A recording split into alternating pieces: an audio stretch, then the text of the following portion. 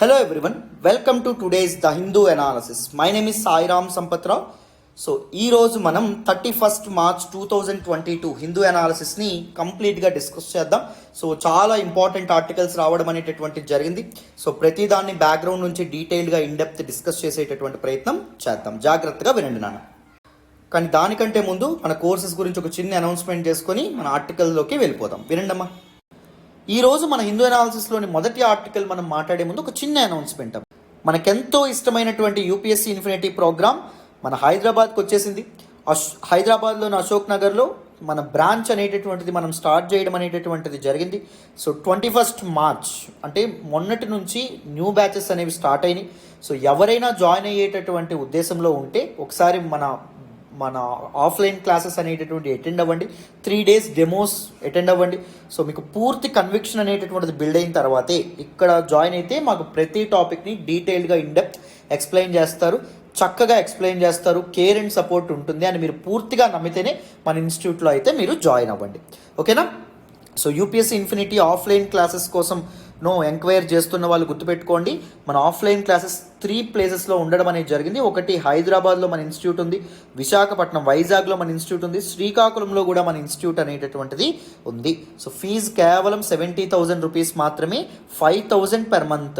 నెలకి 5,000 చొప్పున కూడా కట్టుకుంటూ మీరు హ్యాపీగా ఇన్స్టాల్మెంట్స్లో పే చేసుకుంటూ కూడా యూపీఎస్సీ ఇన్ఫినిటీలో జాయిన్ అవ్వచ్చు. ఫీజు అనేటటువంటిది 1st April నుంచి 80,000 అవ్వబోతుంది. సో ఈలోపే జాయిన్ అయ్యేటటువంటి ప్రయత్నం చేయండి. లైఫ్ టైం వ్యాలిడిటీతో వస్తున్నటువంటి కోర్స్ మీకు. ఓకేనా? సో జాయిన్ అవ్వాలనుకుంటున్న వాళ్ళు మన వెబ్సైట్ ltxclass.com నుంచి అయినా జాయిన్ అవ్వచ్చు, లేకపోతే 7893899553 ప్రత్యూష మేడం నెంబర్కి ఫోన్ చేయండి, మేడంకి అడగండి, కోర్స్ డీటెయిల్స్ అన్ని విషయాలు తెలుసుకోండి. తెలుసుకున్న తర్వాతే మన కోర్సులో మీరు జాయిన్ అవ్వండి. ఓకేనా? ఇంకొన్ని కోర్సెస్ గురించి తెలుసుకుందాం, ఒక్కసారి వినేయండి. ఆన్లైన్లో యూపీఎస్సీ ఇన్ఫినిటీ ప్రోగ్రామ్ తీసుకుందాం అనుకుంటున్న వాళ్ళకి ఒక గుడ్ న్యూస్ అమ్మ. సో 1st April నుంచి ఆన్లైన్ వాళ్ళకి కొత్త బ్యాచ్ అనేటటువంటిది స్టార్ట్ అవుతుంది. సో యూపీఎస్సీ ఇన్ఫినిటీ ఆన్లైన్ తీసుకుంటే జస్ట్ 60,000 రూపీస్ మాత్రమే ఫీజు. 60,000 రూపీస్ కూడా మీరు ఒకసారి కట్టక్కలేదు, నెలకి 5,000 చొప్పున కూడా మీరు చక్కగా పే చేసుకోవచ్చు. ఈ 60,000 కూడా ఎంత అవ్వడం అనేటటువంటి జరుగుతుంది, ఫీజు 70,000 అవ్వడం అనేటటువంటి జరుగుతుంది from April 1st. Life time వ్యాలిడిటీతో వస్తున్నటువంటి కోర్సు. సో ఇన్స్టాల్మెంట్స్ ఇస్తున్నామంటే ఇన్స్టిట్యూట్ మీద ఎంత ధైర్యంగా చెప్తున్నామో గుర్తుపెట్టుకోండి. ఒక ఇన్స్టిట్యూట్లో క్లాసెస్ బాగాలేవు అనుకోండి, మీరు 5,000 పే చేసి సెకండ్ మంత్ పే చేస్తారా? పే చేయడం అనేటటువంటి జరగదు, రైట్? సో ఇన్స్టాల్మెంట్స్ ఆప్షన్ ఇవ్వడం వెనక మన క్లాసెస్ మీద, దాంతోపాటు మన యొక్క సిస్టమ్ మీద మనకు అంత నమ్మకం ఉంది కాబట్టి ఇన్ని ఇన్స్టాల్మెంట్స్ మీకు ఇస్తున్నాం. సో మీరు వాటిని ఉపయోగించుకొని చక్కగా జాయిన్ అవుతారనే అనుకుంటున్నాం. And NCERT foundation course the best course అమ్మని మళ్ళీ చెప్తున్నాను. I always recommend every beginner to take up this particular course. Most of the classes నేను సురేష్ సార్ చెప్పడం అనేటటువంటి జరుగుతుంది. So NCERT foundation course fee కేవలం 15,000 రూపీస్ మాత్రమే. April 1వ తారీఖు నుంచి 20,000 రూపాయలు అవుతుంది. సో ఈలోపే జాయిన్ అవ్వండి. నెలకి 5,000 రూపాయలు చొప్పున పే చేస్తూ కూడా మీరు చక్కగా జాయిన్ అవ్వచ్చు. Word to word, in detail, in depth NCERTs యొక్క ఎసెన్స్ అనేటటువంటిది మీకు అర్థమయ్యేలాగా చక్కగా పూర్తి స్థాయిలో మీకు చెప్పడం అనేటటువంటి జరుగుతుంది. After completion of each chapter there will be a quiz on each chapter. So ఈ చాప్టర్ మీద క్విజ్ కండక్ట్ చేయడం అనేటటువంటిది కూడా జరుగుతుంది. లైఫ్ టైం వ్యాలిడిటీతో వస్తున్నటువంటి కోర్సు 7893899553 ప్రత్యూష మేడం నెంబర్కి ఫోన్ చేసి మీరు హ్యాపీగా మన కోర్సెస్లో అయితే జాయిన్ అవ్వచ్చు, హ్యాపీగా జాయిన్ అవ్వచ్చు. లేకపోతే మన వెబ్సైట్లో లాగిన్ అయ్యి కూడా మీరు మన ఎన్సీఆర్టీ ఫౌండేషన్ కోర్స్లో జాయిన్ అవ్వచ్చు. ఓకేనా? Make use of this opportunity. మళ్ళీ చెప్తున్నాను. నెక్స్ట్ చూడండి. టీఎస్పీఎస్సీ Group 1, Group 2 కోర్సెస్ కోసం ఎవరైతే చూస్తున్నారో వాళ్ళందరికీ కూడా ఒక గుడ్ న్యూస్. మనం Group 1, Group 2 క్లాసెస్ కూడా మన ఇన్స్టిట్యూట్లో ఆఫర్ చేస్తున్నాం. సో ఓన్లీ క్లాసెస్ రికార్డెడ్ వెర్షన్లో కావాలి అంటే 35,000 రూపీస్ ఫీజు అవ్వడం అనేటటువంటిది జరుగుతుంది. సో 5,000 per month చొప్పున కూడా మీరు కట్టచ్చు. వెరాజ్ లైవ్ ప్లస్ రికార్డెడ్ కావాలి అంటే 40,000 రూపీస్ ఫీజు అవ్వడం అనేటటువంటిది జరుగుతుంది. లైవ్ క్లాసెస్ కూడా యాక్సెస్ కావాలి అంటే సో 7893899553 ప్రత్యూష నెంబర్కి ఫోన్ చేసి మీరు చక్కగా జాయిన్ అవ్వచ్చు. లైఫ్ టైం వ్యాలిడిటీతో వస్తున్నటువంటి కోర్సు ఆలోచించండి. సేమ్ స్టేట్ పిఎస్సి, మీకు ఏపీఎస్సి Group 1 కూడా ప్రిలిమ్స్ అండ్ మెయిన్స్ కలిపి. సో రికార్డెడ్ క్లాసెస్ కావాలంటే 35,000 రూపీస్ మాత్రమే, ఒకే ఇన్స్టాల్మెంట్లో పే చేయక్కర్లేదు. నెలకు 5,000 రూపాయలు చొప్పున కూడా పే చేయొచ్చు. సో లైవ్ ప్లస్ రికార్డెడ్కి యాక్సెస్ కావాలంటే 40,000 రూపీస్ అవ్వడం అనేటటువంటి అనేటటువంటి జరుగుతుంది. ఫీజు లైఫ్ టైం వ్యాలిడిటీతో వస్తున్నటువంటి కోర్సు. సో చక్కగా ఉపయోగించుకోండి. సో బేసిక్స్ నుంచి డీటెయిల్డ్గా బ్యాక్గ్రౌండ్ నుంచి మన ఫ్యాకల్టీ మెంబర్స్ అందరూ చెప్పడం అనేటటువంటి జరుగుతుంది. నన్ను నమ్మి జాయిన్ అవ్వండి. మీ నమ్మకం అయితే అసలు ఒమ్ము కాదు. మళ్ళీ మళ్ళీ మళ్ళీ మళ్ళీ చెప్తున్నాను. ఓకేనా? రైట్ నాన్న. మరి మన హిందూ అనాలిసిస్లో మొదటి ఆర్టికల్లోకి వెళ్ళిపోదాం, వినండి. ఈరోజు హిందూ ఎనాలిసిస్లో మనం మాట్లాడుకునే మొదటి ఆర్టికల్ చూడండి అమ్మా. ISRO to set up tracking of space debris. Very very important article regarding GS paper 3 నాన్న. స్పేస్ టెక్నాలజీలో మనం మాట్లాడుకోవడం అనేటటువంటి జరుగుతుంది. ఈ ఆర్టికల్ నేను ద హిందూలోని ఢిల్లీ ఎడిషన్లో పేజ్ నెంబర్ 5 నుంచి సెలెక్ట్ చేసుకోవడం అనేటటువంటి జరిగింది. Very very very important article.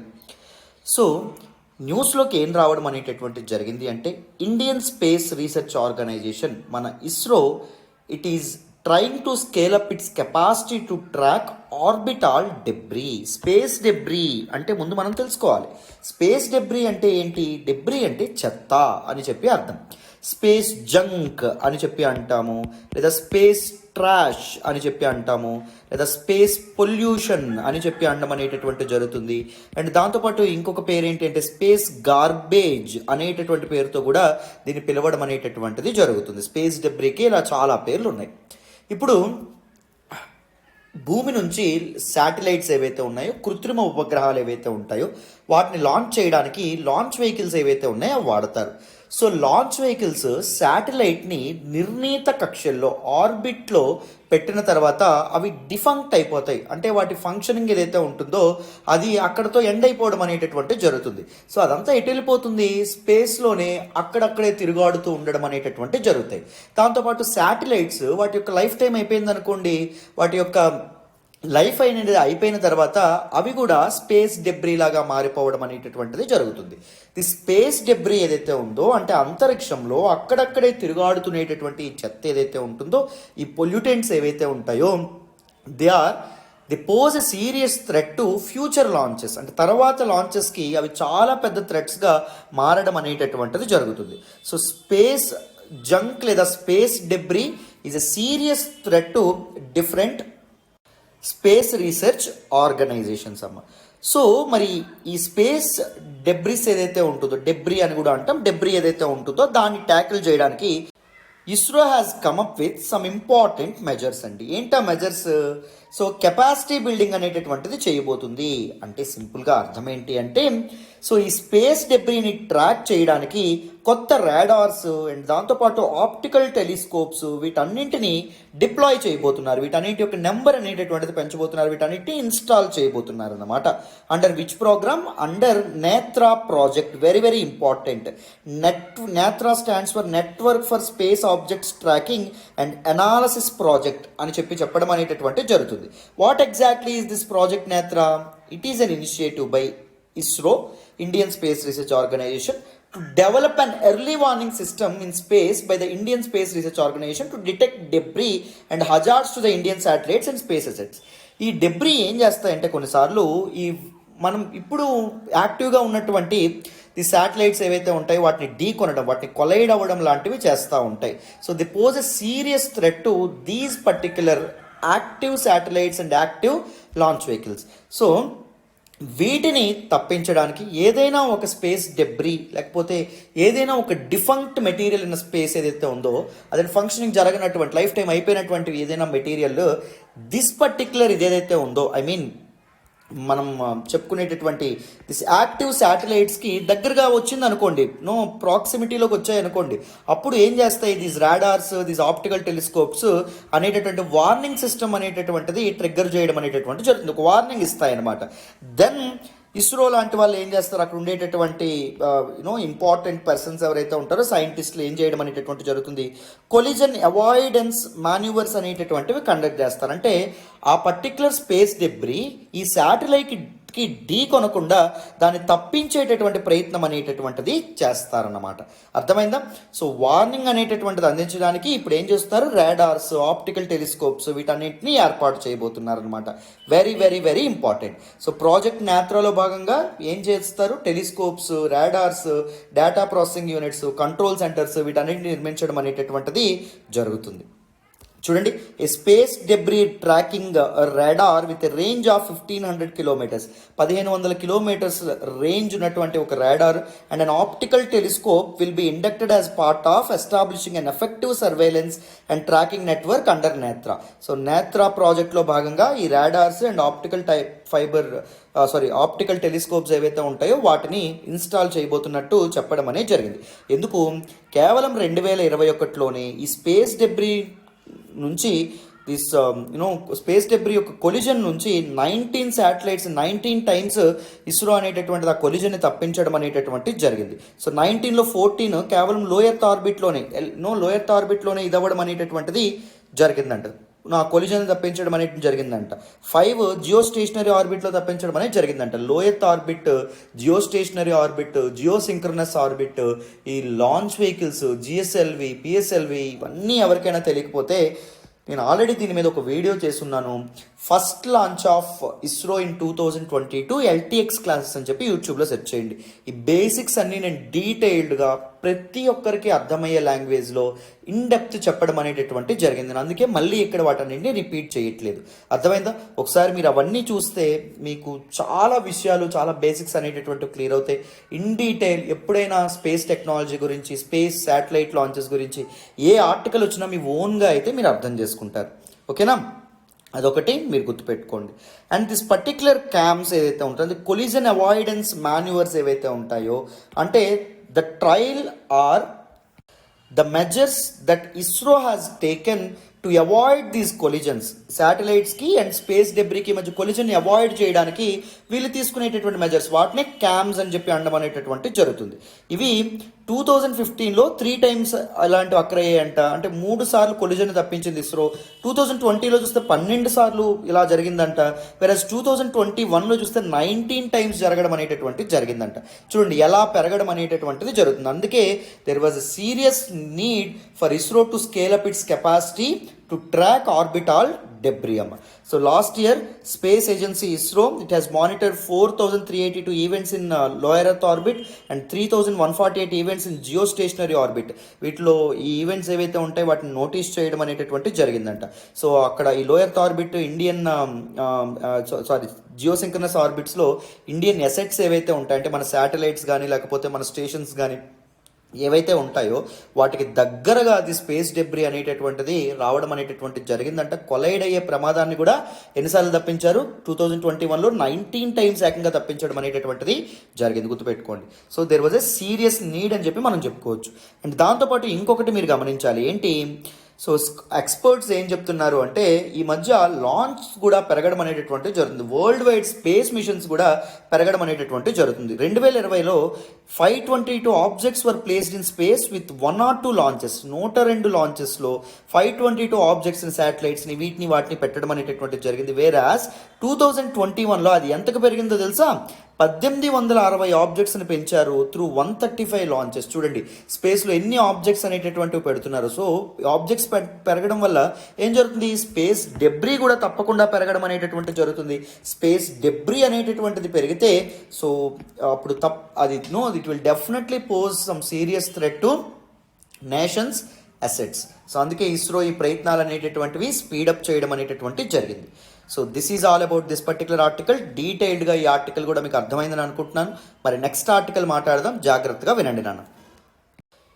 ఈరోజు హిందూ అనాలిసిస్లో మనం మాట్లాడుకునే నెక్స్ట్ ఆర్టికల్ చూడండి, deviancy amplification. Very very important article regarding your optional paper sociology. Sociology optional ఎవరైతే పిక్ చేసుకున్నారో వాళ్ళకి ఇది one of the very very very important articles అని చెప్పి మనం చెప్పుకోవచ్చు. This particular article is actually talking about a sociological theory, that is deviancy amplification, that gives a possible explanation of how deviance in society increases. So amplification అంటే increase అని చెప్పి అర్థం అమ్మ. Very important, గుర్తుపెట్టుకోండి. మరి ఇప్పుడు డీవియన్సీ ఇంక్రీజ్ అవుతుందంట. So డీవియన్సీ అంటే ఏంటో మనం తెలుసుకోవాలి కదా. డీవియన్సీ అంటే ఏంటి అంటే the act of going against the norms and laws inscribed by society is termed as deviance. So ఏంటి చెప్పుకున్నాం? డీవియన్సీ అంటే the act of going against the norms and laws inscribed by the society. సమాజము నిర్ణయించినటువంటి rules and norms ఏవైతే ఉన్నాయో వాటిని అతిక్రమించడమే డీవియన్సీ అని చెప్పి మనం అర్థం చేసుకోవచ్చు. అర్థమైందా? సో సమాజం ఏం చెప్తుంది మనకి? డ్రగ్స్ తీసుకోకూడదు అని చెప్పి చెప్తుంది. డ్రగ్స్ తీసుకుంటే దాని డీవియన్సీ. సమాజం మనకి ఏం చెప్తుంది? వేరే వ్యక్తిని కిల్ చేయకూడదు, మర్డర్ చేయకూడదు అని చెప్తుంది. మర్డర్ చేస్తే దాని డీవియన్సీ అని చెప్పి అంటాం. లేకపోతే దొంగతనం చేయడం, దోపిడీ చేయడం, ఇవన్నీ సమాజం యాక్సెప్ట్ చేయదు కదా. వాటిని ఒకవేళ ఆ రూల్స్ని అతిక్రమించి ఆ పనులు చేసామనుకోండి, దాన్ని డీవియన్సీ అనడం అనేటటువంటి జరుగుతుంది. సో ఈ డీవియన్సీ ఏదైతే ఉంటుందో, ఈ అతిక్రమణ చర్య ఏదైతే ఉంటుందో, అది ఇంక్రీజ్ అవ్వడానికి గల కారణాలు ఏవైతే ఉంటాయో దాన్ని this deviancy amplification theory, the sociological theory అనేటటువంటిది చెప్తుంది. ఎందుకంటే ఆ పీపుల్ ఇలా అతిక్రమిస్తారు, చట్టాలు లేకపోతే దిస్ నార్మ్స్ అండ్ రూల్స్ని దాటి ప్రవర్తించడం అనేటటువంటి జరుగుతుంది అనేటటువంటి విషయాలు చెప్పారండి. చూడండి ఏం చెప్పారు అంటే, deviancy amplification suggest that deviance in a society is the unintended consequence of police control. పోలీసులు ఓవర్గా కంట్రోల్ చేయడం వల్ల కొంతమంది పీపుల్ని, అండ్ దాంతోపాటు ఓవర్ రియాక్షన్, ఏదైనా ఒక క్రైమ్ జరిగితే దాన్ని ఓవర్గా రియాక్ట్ అవ్వడం కానీ, లేకపోతే labelling by the mass media, దీన్ని లేబులింగ్ థియరీ అని చెప్పి కూడా అంటారు. Labelling by the mass media. Suppose this particular deviancy amplification మనం ఎక్కడ చూడొచ్చు? లేబులింగ్. వీటన్నిటిని మనం ఆఫ్రికన్ అమెరికన్ కమ్యూనిటీస్ ఏవైతే ఉన్నాయో వాళ్ళలో మనం చూడొచ్చండి. వైట్ పీపుల్, అమెరికాలో ఉన్నటువంటి వైట్ పీపుల్ ఎవరైతే ఉన్నారో వాళ్ళ ఇంట్లో చోరీ జరిగింది అనుకోండి, ఆ చోరీ చేసిన వాడు ఒక బ్లాక్ పర్సన్ అనుకోండి, అప్పుడు ఏం చేస్తుంది మీడియా? ఇట్ విల్ మొత్తం అందరికీ, బ్లాక్ పీపుల్ అందరికీ దొంగల్లాగా ముద్ర వేయడం అనేటటువంటి జరుగుతుంది. అలా ముద్ర వేస్తే, నువ్వు అలా లేబుల్ చేస్తే, దీస్ పీపుల్ ఎవరైతే ఉన్నారో they are most likely to become deviants. So వాళ్ళు చట్టాలని అతిక్రమించి వాళ్ళు కూడా దొంగలయ్యేటటువంటి ప్రమాదం అనేటటువంటిది ఉంది. So when the media tends to exaggerate a particular incident, అప్పుడు ఏం జరుగుతుంది?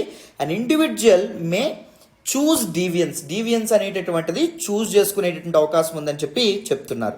అర్థమైందా? సో ఒక ఆఫ్రికన్ అమెరికన్ వ్యక్తి ఆ తప్పు చేశాడని చెప్పట్లా. ఇక్కడ ఏం చెప్తున్నారు?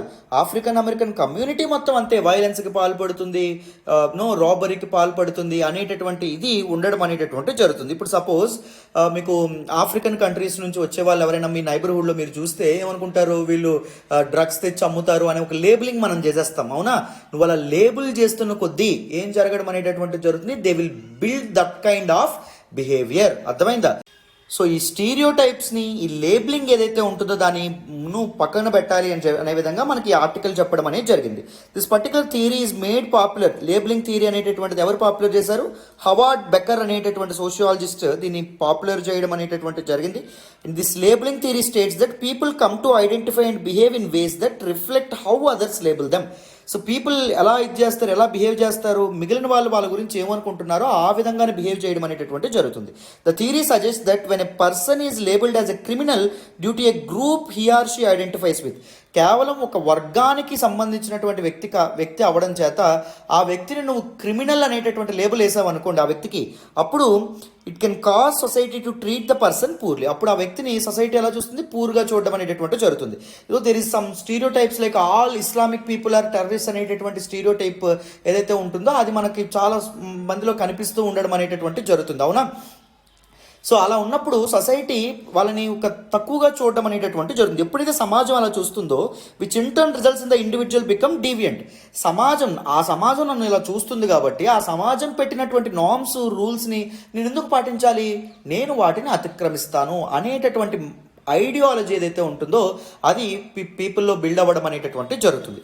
ఇప్పుడు ఒకటి గుర్తుపెట్టుకోండి. ఇప్పుడు సపోజ్ యంగ్ పీపుల్ ఎవరైతే ఉన్నారో, అడాలసెంట్ పీపుల్, సపోజ్ ఒక 13, 14 to 18 ఆ ఏజ్లో ఉండేటటువంటి వాళ్ళు డ్రగ్స్ తీసుకుంటున్నారు, లేకపోతే స్మోక్ చేస్తున్నారు అనేటటువంటి వార్తలు వచ్చాయనుకోండి. కేవలం ఎక్కడో ఒక సొసైటీలో, సపోజ్ ఎక్కడో అమెరికాలో వాళ్ళు డ్రగ్స్ తీసుకుంటున్నారు, అప్పుడు ఇండియన్ మీడియా వచ్చేసి ఈ ఏజ్ వాళ్ళు డ్రగ్స్ తీసుకుంటున్నారు అని చెప్పి గ్లోరిఫై చేసింది అనుకోండి, దాన్ని లేబులింగ్ చేసేటటువంటి ప్రయత్నం చేసింది అనుకోండి. అప్పుడు ఏం చేస్తారు? ఇండియన్ పేరెంట్స్ అప్రమత్తం అవుతారు. వాళ్ళకి ఆ పిల్లలు ఉంటే, ఆ ఏజ్లో ఉండేటటువంటి పిల్లలు ఉంటే వాళ్ళ మీద సివియర్ రెస్ట్రిక్షన్స్ పెడతారనమాట. అప్పుడు టు బీట్ దోస్ రెస్ట్రిక్షన్స్ పిల్లలు ఎలా తయారవుతారు? మొండిగా తయారవ్వడం అనేది జరుగుతుంది. పిల్లలు ఈ ఈ మందు అండ్ దాంతోపాటు దిస్ పర్టిక్యులర్ డ్రగ్స్ ఏవైతే ఉంటాయో వాటికి బానిస అయిపోయేటటువంటి ప్రమాదం ఉంది. అర్థమైందా? సో లేబులింగ్ అనేటటువంటిది కరెక్ట్ కాదు. That in turn promotes this particular deviant behaviour in human beings. Deviancy amplification అనేటటువంటిది లేబులింగ్ వల్లే కారణం అవుతుంది అనే విధంగా మనకి ఇక్కడ చెప్పడం అనేటటువంటి జరిగింది. కానీ కొంతమంది క్రిటిక్స్ ఏం చెప్తారు అంటే there is no direct proof to show that labelling increases deviancy. So ఈ మనిషిని లేబుల్ చేసినంత మాత్రాన, అంటే మనిషికి ఒక రకమైనటువంటి పేరును ఆపాదించినంత మాత్రాన నువ్వు ఒక పలానా గ్రూపుకు చెందినటువంటి వాడు కాబట్టి పలానా నేరస్తుడివి, నువ్వు పలానా గ్రూపుకు చెందినటువంటి వాడు కాబట్టి నువ్వు దొంగవి అని నువ్వు చెప్పినంత మాత్రాన డీవియన్సీ అనేటటువంటిది పెరిగిపోదు అనే విధంగా కొంతమంది క్రిటిక్స్ ఎవరైతే ఉంటారో వాళ్ళు అంటున్నారనమాట. ఎందుకంటే they will depend on many other factors. వాళ్ళ సోషలైజేషన్, వాళ్ళ తిరిగే వాళ్ళని బట్టి కానీ, వాళ్ళ యాటిట్యూడ్స్, వాళ్ళ ప్రవర్తన, వాళ్ళ and opportunities that lead to deviance. ఎలాంటి పరిస్థితులు ఈ డీవియన్స్కి కారణం అవుతున్నాయి, ఈ అతిక్రమణలకు కారణం అవుతున్నాయి అనేవి కూడా దీని మీద డిపెండ్ అవ్వడం అనేటటువంటి జరుగుతుంది అని కొంతమంది చెప్పడం అనేటటువంటి జరుగుతుంది. ఎవరు విమర్శకులు ఎవరైతే ఉన్నారో వాళ్ళు. Very very very important theory. So ఇలాంటివి మీకు గవర్నెన్స్లో క్వశ్చన్స్ వచ్చినప్పుడు కూడా మీరు ఇలాంటి థియరీస్ ఏవైతే ఉంటాయో వాటిని వాడచ్చు. సో పోలీస్ రిఫార్మ్స్ ఇలాంటివి వచ్చేటప్పుడు, మీడియా రిఫార్మ్స్ ఇలాంటి క్వశ్చన్స్ వచ్చేటప్పుడు ఈ పర్టికులర్ థియరీని మీరు రాయొచ్చు. సోషియాలజీలో ఉపయోగపడుతుంది. ఎస్ఏ పేపర్లో కూడా మీకు ఇలాంటి థియరీస్ ఏవైతే ఉన్నాయో అవి చాలా చక్కగా ఉపయోగపడతాయి. సో అందుకే ఈ ఆర్టికల్ నేను సెలెక్ట్ చేసుకున్నాను. డీటెయిల్డ్గా ఇన్ డెప్త్ ఈ ఆర్టికల్ మీకు అర్థమైందని అనుకుంటున్నాను. మరి నెక్స్ట్ ఆర్టికల్ మాట్లాడదాం, వినాలమ్మా. ఈరోజు హిందూ ఎనాలిసిస్లో మనం మాట్లాడుకునే నెక్స్ట్ ఆర్టికల్ చూడండి, explaining Sri Lanka's economic crisis. Very very important article regarding GS paper 2 అండి. ఇంటర్నేషనల్ ఇష్యూస్లో మనం మాట్లాడుకోవడం అనేటటువంటి జరుగుతుంది. చాలా చాలా ఇంపార్టెంట్ ఆర్టికల్. ఈ ఆర్టికల్ నేను ద హిందూలోని ఢిల్లీ ఎడిషన్లో పేజ్ నెంబర్ 7 నుంచి సెలెక్ట్ చేసుకోవడం అనేటటువంటి జరిగింది. సో మీ అందరికీ తెలుసు, శ్రీలంక ఏదైతే ఉంటుందో, శ్రీలంకకి స్వాతంత్రం వచ్చినప్పటి నుంచి ఇప్పటి వరకు ఎప్పుడూ లేనటువంటి విధంగా సివియర్ ఎకనామిక్ క్రైసిస్లో కొట్టుమిట్టాడుతుంది. ఆర్థిక సంక్షోభంలో కూరుకుపోవడం అనేటటువంటి జరిగింది. సీరియస్ బ్యాలెన్స్ ఆఫ్ పేమెంట్ క్రైసిస్లోకి జారుకోవడం అనేటటువంటి జరిగింది. బ్యాలెన్స్ ఆఫ్ పేమెంట్ క్రైసిస్ అంటే ఏంటి? సో ఇంపోర్ట్స్ ఏవైతే ఉంటాయో, దిగుమతులు ఏవైతే ఉంటాయో వాటికి సరిపడా డబ్బులు, వాటికి పేమెంట్స్ చేయడానికి సరిపడా డబ్బులు లేకపోతే కంట్రీ దగ్గర దాన్ని బ్యాలెన్స్ ఆఫ్ పేమెంట్ క్రైసిస్ అంటాం. లేదా తీసుకున్నటువంటి బయట దేశాల నుంచి తీసుకున్నటువంటి అప్పులు ఏవైతే ఉంటాయో వాటిని తిరిగి కట్టలేనటువంటి పరిస్థితి వస్తే దాన్ని బ్యాలెన్స్ ఆఫ్ పేమెంట్ క్రైసిస్ అని చెప్పి అనడం అనేటటువంటిది జరుగుతుంది. సో మనకు శ్రీలంక దగ్గర ఫారెన్ ఎక్స్చేంజ్ రిజర్వ్స్ ఏవైతే ఉన్నాయో కంప్లీట్గా డిప్లీట్ అవ్వడం అనేటటువంటిది జరిగింది. అండ్ దాంతోపాటు ఎసెన్షియల్ గూడ్స్ని కూడా ఇంపోర్ట్ చేసుకోలేనటువంటి పరిస్థితి కూడా ఏర్పడడం అనేటటువంటి జరిగింది. సో ముందు తీసుకున్నటువంటి అప్పులు ఏవైతే ఉంటాయో వాటిని కూడా తిరిగి కట్టలేనటువంటి పరిస్థితిలో ఇప్పుడు శ్రీలంక ఉండడం అనేటటువంటిది జరిగింది. రైట్. సో దిస్ ఆర్టికల్ ఏదైతే ఉంటుందో ఇది దేని గురించి మాట్లాడుతుందంటే what might be the reasons for this unprecedented economic crisis of Sri Lanka. Sri Lanka ఇంత ఆర్థిక సంక్షోభంలోకి, మునుపెన్నడూ చూడనటువంటి ఆర్థిక సంక్షోభంలోకి దిగజారిపోవడానికి కారణాలు ఏంటి అని చెప్పి ఈ ఆర్టికల్ అనేటటువంటి చెప్తుంది.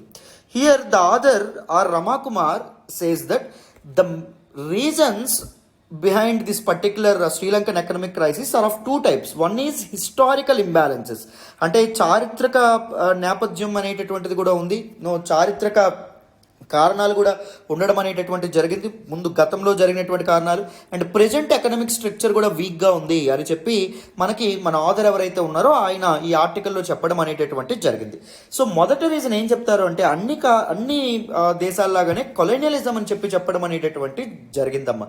So what happened during this colonial times, I hope you all know that just like India, Sri Lanka was also under the British control, right, before 1948. 1948లో శ్రీలంకకు స్వాతంత్రం రాకముందు శ్రీలంక కూడా బ్రిటిష్ వాళ్ళ అండర్లో ఉండడం అనేటటువంటి జరిగింది. అప్పుడు ఏం జరిగింది, బ్రిటిష్ వాళ్ళు శ్రీలంకన్ రిసోర్సెస్ని ఓవర్ ఎక్స్ప్లాయిట్ చేయడం అనేటటువంటిది జరిగింది. ఈవెన్ ఇండియన్ రిసోర్సెస్ని కూడా ఓవర్ ఎక్స్ప్లాయిట్ చేయడం అనేటటువంటిది జరిగింది. ఎందుకు?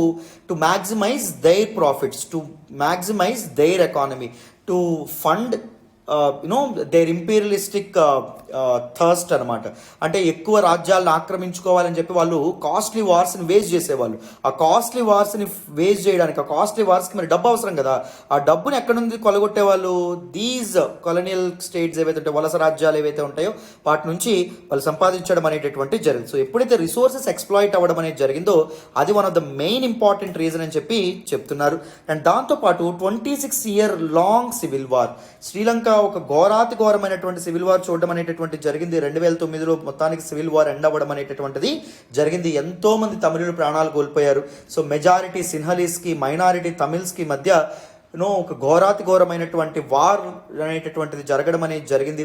సో శ్రీలంకన్ ఆర్మీ ఏదైతే ఉంటుందో ఎంతోమంది తమిళులు ఎవరైతే ఉంటారో వాళ్ళని పొట్టన పెట్టుకోవడం అనేటటువంటిది జరిగింది. ముఖ్యంగా దిస్ నార్త్ ఈస్ట్ రీజన్ అయినటువంటి జఫ్నా, శ్రీలంకలో నార్త్ ఈస్ట్ రీజన్ జఫ్నా ఏదైతే ఉంటుందో జఫ్నా ప్రాంతంలో ఎంతోమంది తమిళులు ప్రాణాలు కోల్పోయారు.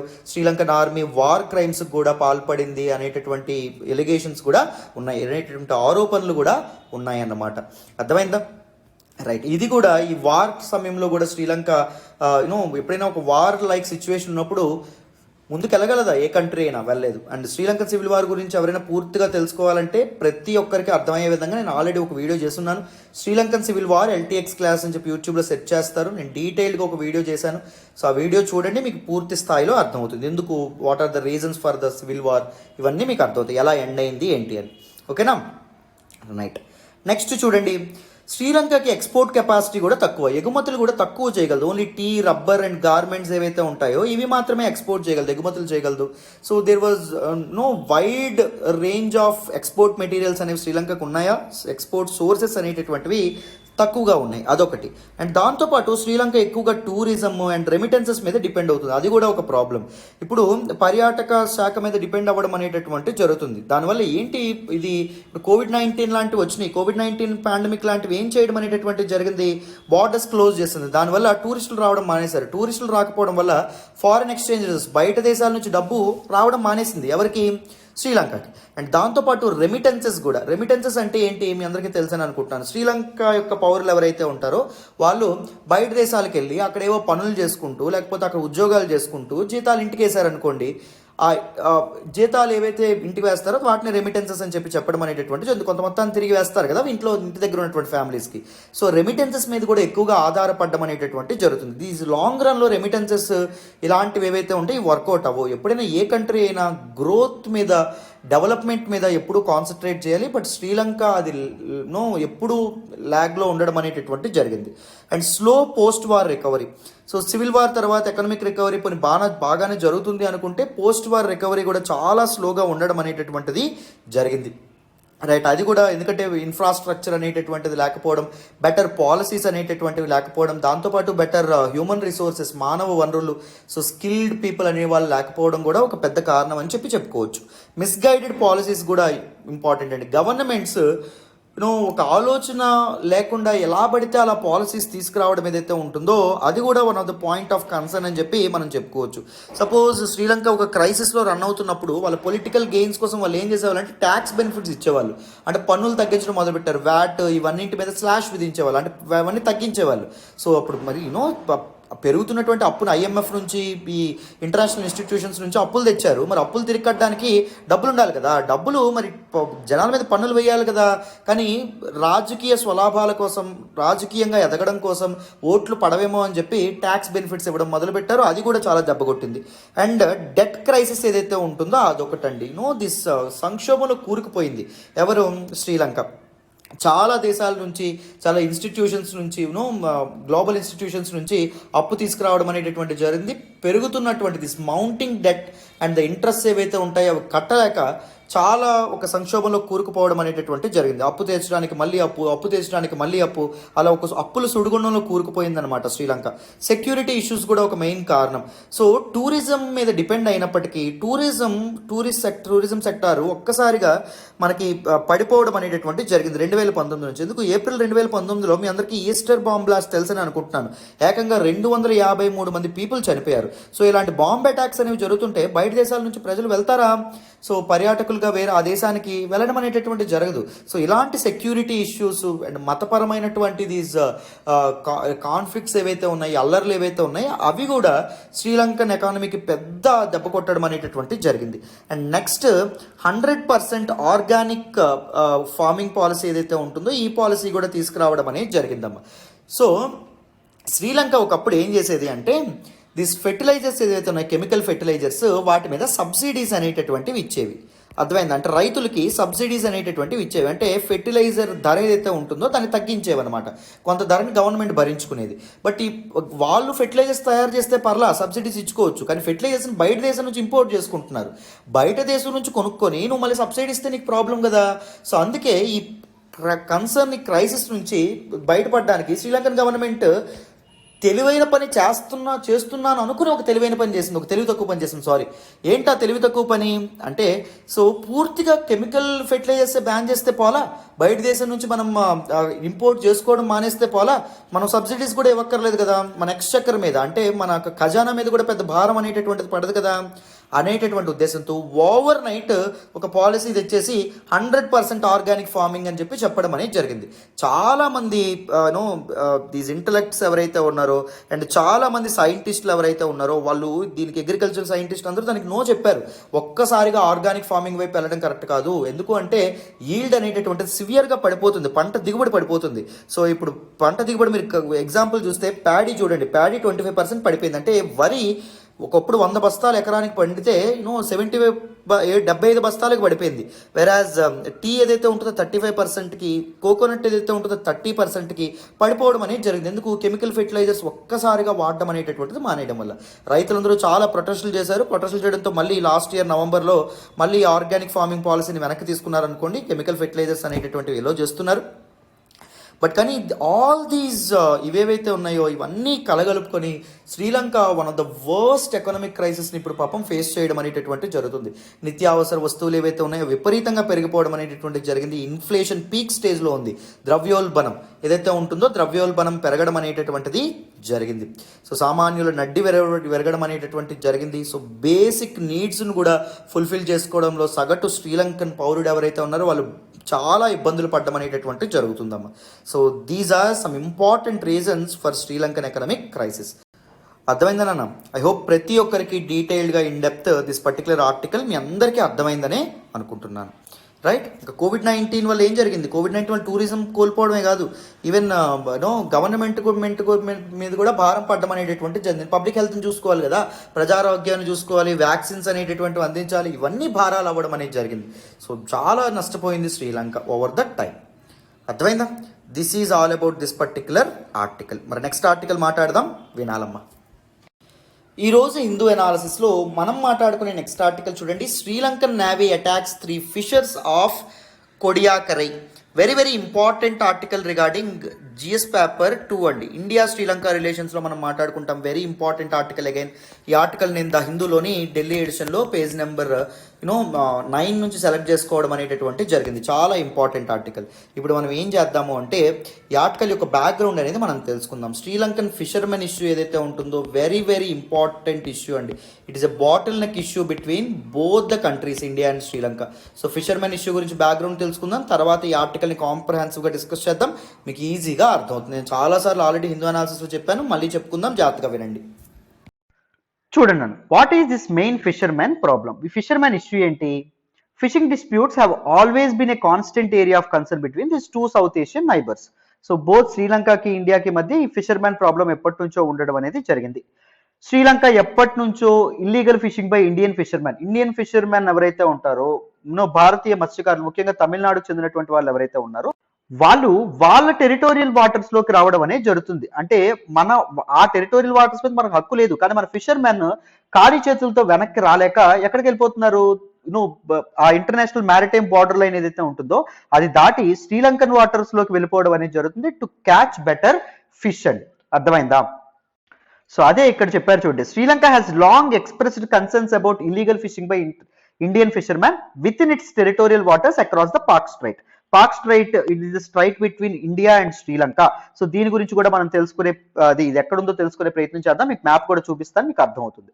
So country regularly arrest Indian fishermen. So Sri Lankan వీళ్ళు ఎవరైతే ఉంటారో, నేవీ వాళ్ళు ఎవరైతే ఉన్నారో, ఇండియన్ ఫిషర్మెన్ అరెస్ట్ చేయడం, ఆ వెజల్స్ ఏవైతే ఉంటాయి లేకపోతే షిప్స్ ఏవైతే ఉన్నాయో వాటిని కంప్లీట్ గా డిస్ట్రాయ్ చేయడం, ఇలా ఇదవుతారు. ఎందుకు? ఇంటర్నేషనల్ మ్యారిటైమ్ బౌండరీ ఏదైతే ఉంటుందో దాన్ని దాటి వాళ్ళు ఇండియన్ ఫిషర్మెన్ వెళ్ళడం వల్ల.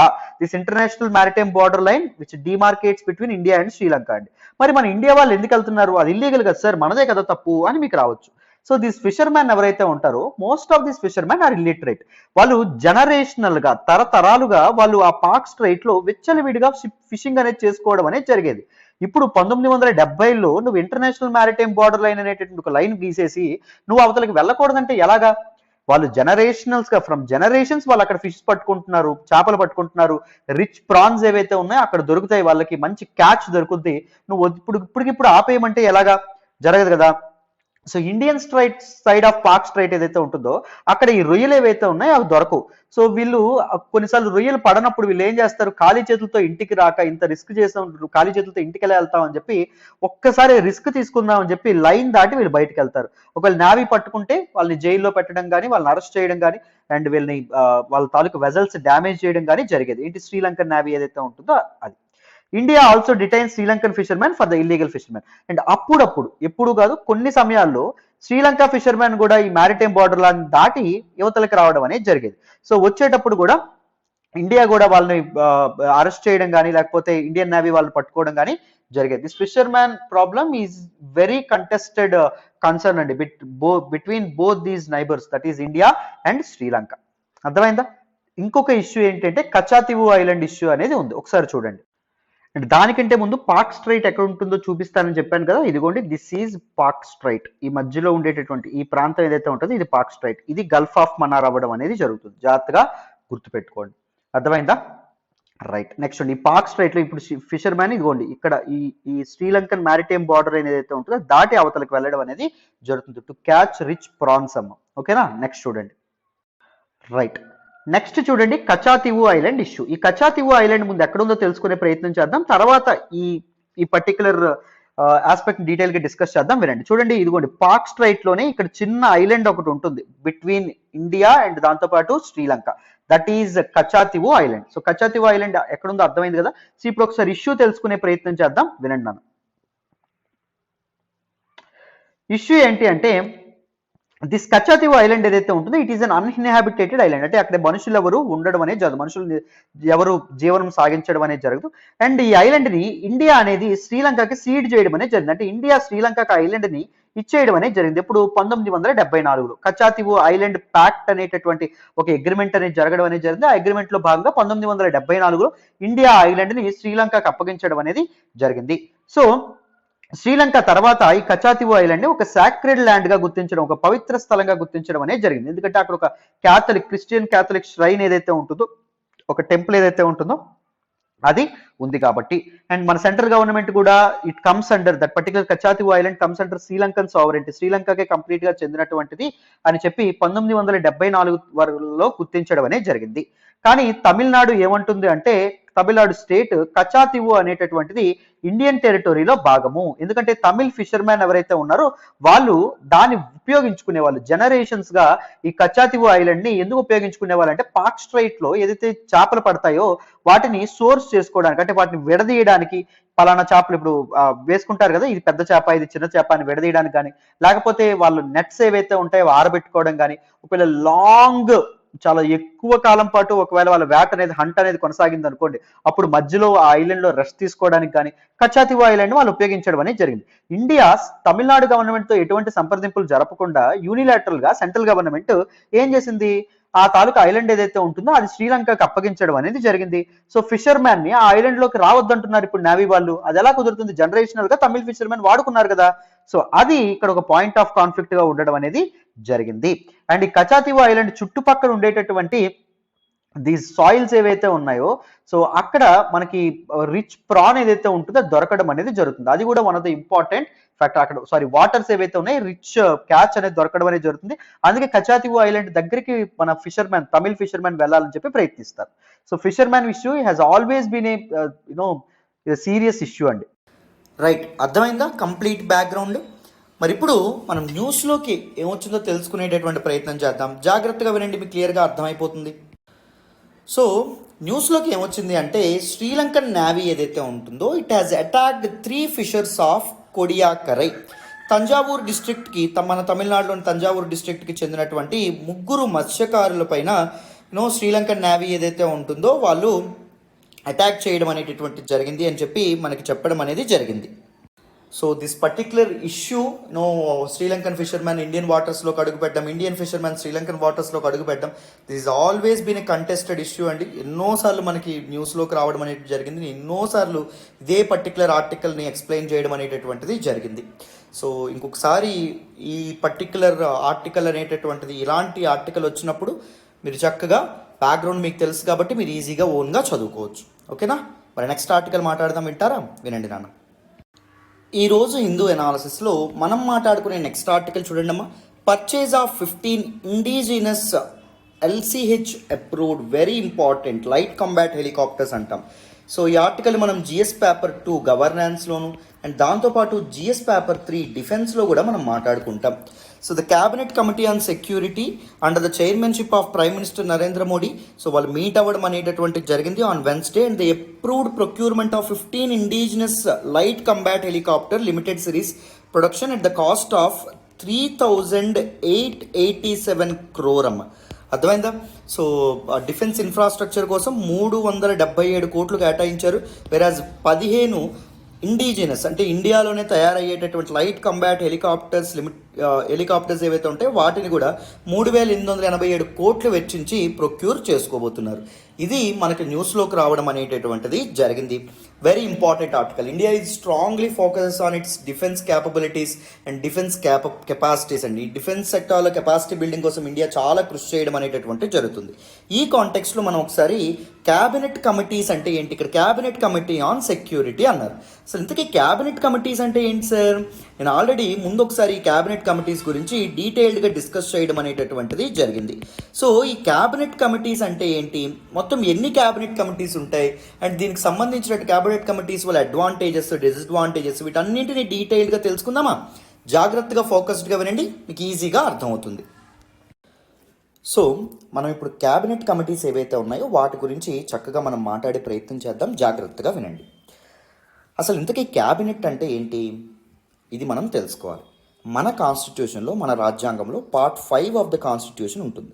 Part 5 of the constitution talks about union government. ఏంటండి యూనియన్ గవర్నమెంట్? సో పార్ట్ 5లో ఏ ఆర్టికల్ నుంచి ఏ ఆర్టికల్ ఉండడం అనేటటువంటి జరుగుతుంది. ఆర్టికల్ 52 నుంచి ఆర్టికల్ 151 వరకు పార్ట్ 5 ఆఫ్ ద కాన్స్టిట్యూషన్లో ఉండడం అనేటటువంటిది జరుగుతుంది. సో ఇందులో one of the very important article గుర్తుపెట్టుకోండి, article 74 of the constitution. Article 74 of the constitution ఏం చెప్పడం అనేటటువంటి జరుగుతుంది అంటే, there shall be a council of ministers headed by a prime minister. They will aid and advise to the president. అర్థమైందా? So council of ministers ఉంటారు. Council of మినిస్టర్స్కి హెడ్గా ఎవరు ఉంటారు? ప్రైమ్ మినిస్టర్ ఉంటారు. And what they will do, they will aid and advise the president. రాష్ట్రపతి తన బాధ్యతలు నిర్వహించడంలో భాగంగా వీళ్ళు రాష్ట్రపతికి అడ్వైజ్ ఇవ్వడం అనేటటువంటిది జరుగుతుంది. అండ్ ప్రెసిడెంట్ ఎవరైతే ఉన్నారో ఈయన ఈ should act upon the aid and advise of prime minister అనేది council of ministers. Council of ministers అంటే ఏంటి అంటే ప్రధానమంత్రి యొక్క మంత్రివర్గం. సో మంత్రివర్గంలో మినిస్టర్స్ అందరూ ఎవరైతే సెంట్రల్ మినిస్టర్స్ ఎవరైతే ఉంటారో వాళ్ళందరూ ఉంటారు. మరి క్యాబినెట్ అంటే ఏంటి? కౌన్సిల్ ఆఫ్ మినిస్టర్స్కి క్యాబినెట్కి ఒక చిన్న తేడా అనేటటువంటిది ఉంటుంది, గుర్తుపెట్టుకోండి. సో కౌన్సిల్ ఆఫ్ మినిస్టర్స్ ఏదైతే ఉంటుందో it is a larger body, ఇది చాలా పెద్ద బాడీ. ఇందులో అందరు మినిస్టర్స్ ఎవరైతే ఉంటారో వాళ్ళు ఉండడం అనేటటువంటి జరుగుతుంది. బట్ కానీ దిస్ క్యాబినెట్ అంటే ఏంటి అంటే this is a core body of ministers. So important ministers ఉండడం ఎవరైతే ఉంటారో వాళ్ళు క్యాబినెట్ సభ్యులుగా ఉంటారు. సపోజ్ ఫినాన్స్ మినిస్టర్ కానీ, లేకపోతే హోమ్ మినిస్టర్ కానీ, డిఫెన్స్ మినిస్టర్ కానీ, ఇలాంటి వాళ్ళు ఎవరైతే ఉంటారో వీళ్ళు క్యాబినెట్ సభ్యులుగా ఉండడం అనేటటువంటిది జరుగుతుంది. గుర్తుపెట్టుకోండి, క్యాబినెట్ అనేటటువంటి పదం ఏదైతే ఉందో అది ఒరిజినల్ కాన్స్టిట్యూషన్లో అసలు మెన్షన్ అయితే చేయలేదు. ఒరిజినల్ కాన్స్టిట్యూషన్లో అసలు మెన్షన్ అయితే చేయలేదు. కానీ 44th కాన్స్టిట్యూషనల్ అమెండ్మెంట్ యాక్ట్ ఏదైతే ఉంటుందో, 44వ రాజ్యాంగ సవరణ ఏదైతే ఉంటుందో దాని ద్వారా ఆర్టికల్ 352లో which talks about emergency provisions. So ఈ ఆర్టికల్ 352లో క్యాబినెట్ అనేటటువంటి పదాన్ని చేర్చడం అనేటటువంటిది జరిగింది.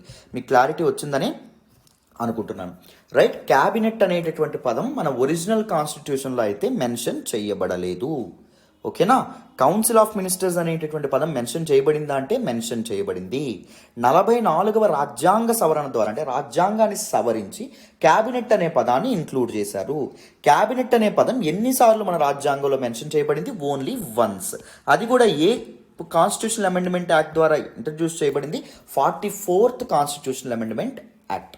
Very very very important. ఇలాంటివి మీకు ప్రిలిమ్స్లో అడగచ్చు, అందుకే నేను ఇవన్నీ కూడా చెప్పడం అనేటటువంటిది జరుగుతుంది. రైట్. సో ఇప్పుడు మనం క్యాబినెట్ అంటే ఏంటో అర్థం చేసుకున్నాం. మరి క్యాబినెట్ కమిటీస్ అంటే ఏంటి? They are actually institutional arrangements to reduce the work load of the cabinet. So cabinet సభ్యులు ఎవరైతే ఉంటారో వాళ్ళ యొక్క పనిని, వాళ్ళ మీద ఈ వర్క్ ప్రెషర్ ఏదైతే ఉంటుందో, వర్క్ లోడ్ ఏదైతే ఉంటుందో అది తగ్గించడానికి క్యాబినెట్ కమిటీ అనేటటువంటి ఒక అరేంజ్మెంట్ అనేటటువంటిది ఏర్పాటు చేశారు. There extra constitutional in nature. Extra constitutional simply mean they are not mentioned in the constitution. మన రాజ్యాంగంలో క్యాబినెట్ కమిటీస్ అనేటటువంటి పదం కానీ, క్యాబినెట్ కమిటీస్ యొక్క అరేంజ్మెంట్ ఆర్ ఆర్గనైజేషన్ గురించి మెన్షన్ చేశారా అంటే మెన్షన్ చెయ్యలేదు. అర్థమైందా? So the constitution never talk about the emergence of cabinet committees, గుర్తుపెట్టుకోండి. కానీ గవర్నమెంట్ ఆఫ్ ఇండియా చేసినటువంటి ట్రాన్సాక్షన్ ఆఫ్ బిజినెస్ రూల్స్ 1961 ఏదైతే ఉంటుందో that provide for the establishment of cabinet committees. ఈ రూల్స్ అనేటటువంటివి చెప్తాయి ఎవరు ఈ క్యాబినెట్ కమిటీస్ని ఏర్పాటు చేస్తారు, ఎవరు ఈ క్యాబినెట్ కమిటీస్లో మెంబర్స్ని చూస్ చేసుకుంటారు, ఎవరు ఈ క్యాబినెట్ కమిటీస్ని రీషఫిల్ చేయొచ్చు, క్యాబినెట్ కమిటీస్ని యాడ్ చేయొచ్చా, క్యాబినెట్ కమిటీస్ని తగ్గించొచ్చా, ఈ పవర్స్ అన్నీ ఎవరి దగ్గర ఉంటాయి. అర్థమైందా? ఇవన్నీ ఎవరి దగ్గర ఉంటాయంటే ప్రైమ్ మినిస్టర్ దగ్గర ఉండడం అనేటటువంటి జరుగుతుంది. భారత ప్రధానమంత్రి దగ్గర ఉండడం అనేటటువంటి జరుగుతుంది. So according to the business transaction of business rules 1961 cabinet committees యొక్క పనితీరు ఉంటుంది. 1947లో భారతదేశానికి స్వాతంత్రం వచ్చినప్పుడు మొత్తం ఎన్ని క్యాబినెట్ కమిటీస్ ఉన్నాయంటే 2 ఉన్నాయమ్మా.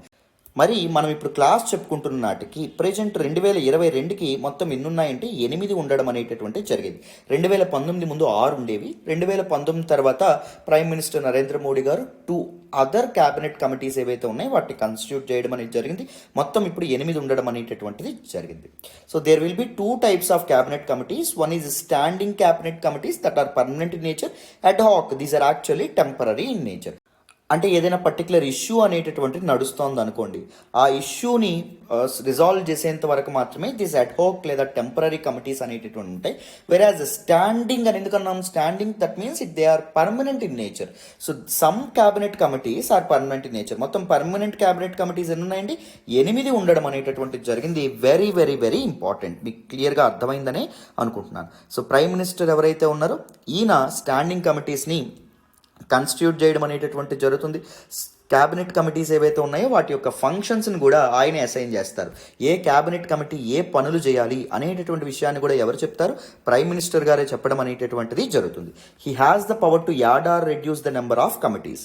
సో కమిటీస్ అనేటటువంటివి కొత్త క్యాబినెట్ కమిటీస్ని యాడ్ చేయొచ్చు, కొత్త అతనికి అవసరం లేదు అనిపిస్తే కొన్ని క్యాబినెట్ కమిటీస్ని సో ఆయన డిస్బాండ్ చేసేటటువంటి పవర్ కూడా ఆయన చేతుల్లో ఉండడం అనేటటువంటిది జరుగుతుందనమాట.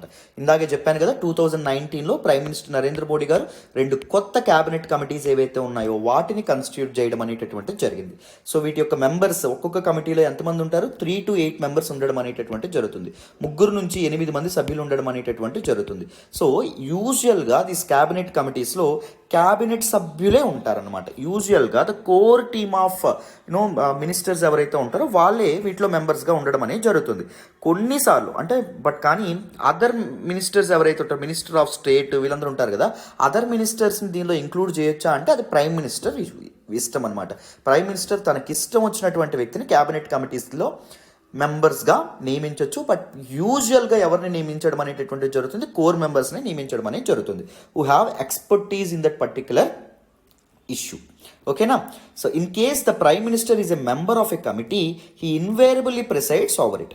ఏదైనా క్యాబినెట్ కమిటీలో ప్రైమ్ మినిస్టర్ ఒకవేళ మెంబర్గా ఉన్నారనుకోండి, సో ఆయన తప్పకుండా ఆ కమిటీకి హెడ్గా ఎవరు ఉంటారు? ప్రైమ్ మినిస్టర్ ఉండడం అనేది జరుగుతుంది. If he is a member of a particular committee he is invariably presides over it. So ఆయన ఆటోమేటిక్గా ఆ కమిటీ యొక్క చైర్మన్ అయిపోవడం అనేటటువంటిది జరుగుతుంది. రైట్? క్లారిటీ వచ్చిందని అనుకుంటున్నాను. సో మొత్తం మనకి క్యాబినెట్ కమిటీస్ అనేటటువంటి 8 ఉన్నాయని చెప్పుకున్నాం కదా. ఆ 8 ఏంటో ఒకసారి చూద్దాం. చూడండి అన్న.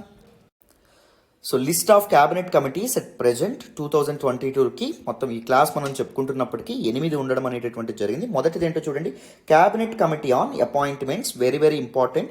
So these army, air force, navy chiefs ఎవరైతే ఉంటారో ఆ చీఫ్స్ని అపాయింట్ చేయడం కానీ, లేకపోతే ఆర్బీఐ హెడ్స్ ఎవరైతే ఉంటారో, రిజర్వ్ బ్యాంక్ ఆఫ్ ఇండియా వాళ్ళని అపాయింట్ చేయడం కానీ, సర్వీస్ చీఫ్స్, మిలిటరీ ఆపరేషన్స్ యొక్క డైరెక్టర్ జనరల్స్ ఎవరైతే ఉన్నారో వాళ్ళని అపాయింట్ చేసేటటువంటి బాధ్యత క్యాబినెట్ కమిటీ అనే అపాయింట్మెంట్స్ ఏదైతే ఉంటుందో ఇది చూసుకోవడం అనేది జరుగుతుంది. దోస్ డెసిషన్స్ ఏవైతే ఉన్నాయో వాటిని ఈ క్యాబినెట్ కమిటీ నిర్ణయిస్తుంది అనమాట.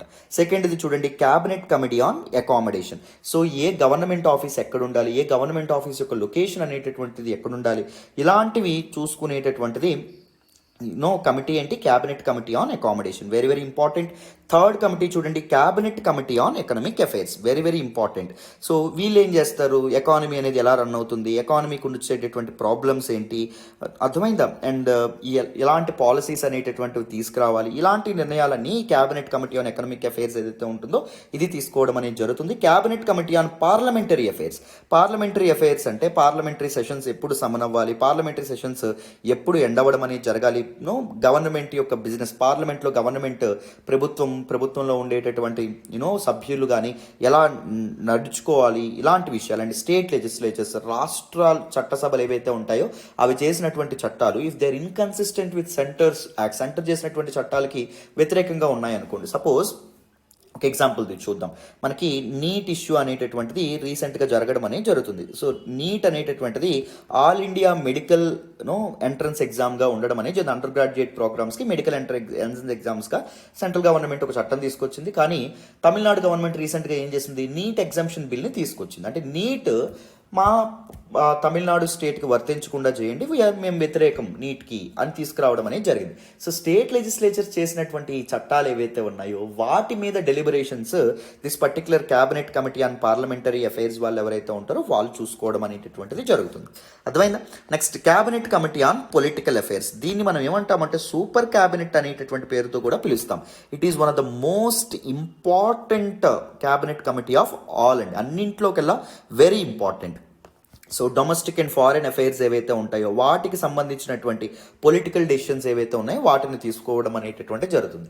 If a particular state government is constantly criticising central government అనుకోండి, లేకపోతే ఏదైనా స్టేట్ మాకు కావాల్సిన ఫండ్స్ రావట్లేదు అని చెప్పి పొలిటికల్గా వ్యతిరేకంగా వెళ్ళారనుకోండి, సో అప్పుడు గవర్నమెంట్స్ ఆ రాష్ట్రం గురించి ఇప్పుడు ప్రత్యేక హోదా ఇవ్వడాలు ఏవైతే ఉంటాయో ఇలాంటి విషయాల్ని cabinet committee on political affairs ఏదైతే ఉంటుందో వాళ్ళు డిస్కస్ చేయడం అనేటటువంటిది జరుగుతుంది. నెక్స్ట్ మన పాయింట్ ఆఫ్ డిస్కషన్, ఇప్పుడు మనం దేని గురించి మాట్లాడుతున్నాం, క్యాబినెట్ కమిటీ ఆన్ సెక్యూరిటీ గురించి కదా మాట్లాడుకున్నాం. ప్రైమ్ మినిస్టర్ నరేంద్ర మోడీ గారు ఆదివారం cabinet committee on security meeting కదా కండక్ట్ చేశారని చెప్పుకున్నాం.